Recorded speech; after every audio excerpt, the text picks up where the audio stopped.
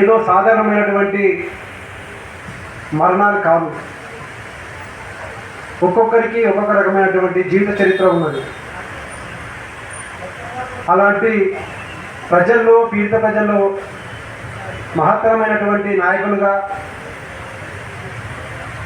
వాళ్ళ బతుకులకు ఒక భరోసా ఇచ్చేటువంటి ప్రజాస్వామికవాదులుగా, హక్కుల నేతలుగా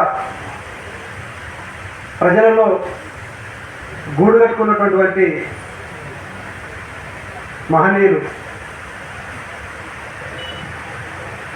ఏ ఒక్కరిని కూడా పేరు చెప్పి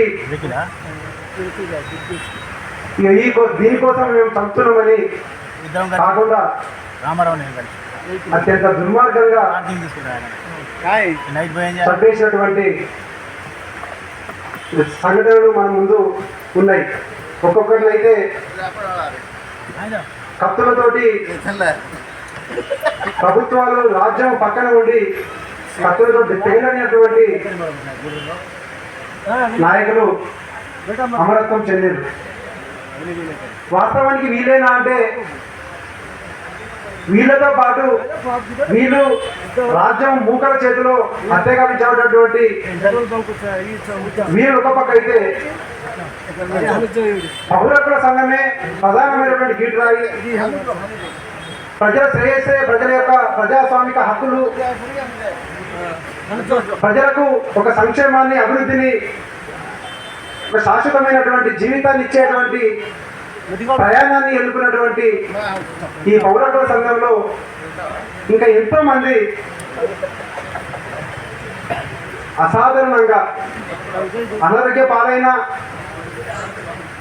అనారోగ్యంగా చనిపోయిన చివరి గంట వరకు పౌరకుల సంఘమే గీటాయిగా పనిచేసి అమరత్వం చెందినటువంటి మిత్రులు చాలా మంది మన ముందున్నారు.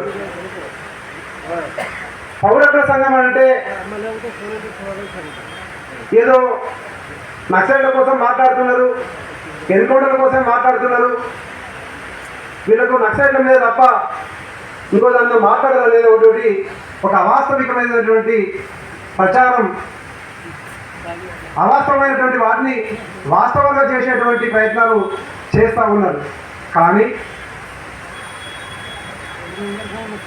ఏ దళితులు సమాజానికి దూరంగా ఉండి బతికేటువంటి దళితులు కానీ, ఆదివాసులు కానీ, మహిళలు కానీ, విద్యార్థులు కానీ, నిరుద్యోగులు కానీ, రైతాంగం కానీ, కార్మికులు కానీ, కర్షకులు కానీ, అనేక రంగాలైనటువంటి బాధిత పక్షాన నిలబడి కొట్లాడి ఉద్యమాలు నిర్మించి ప్రజా సమూహం నిలబడి కొట్లాడి నిరూపించి ప్రభుత్వాలను మెడలు వంచి ప్రజల పక్షాన న్యాయం చేసినటువంటి ఫలితాలు ఎన్నో ఉన్నాయి.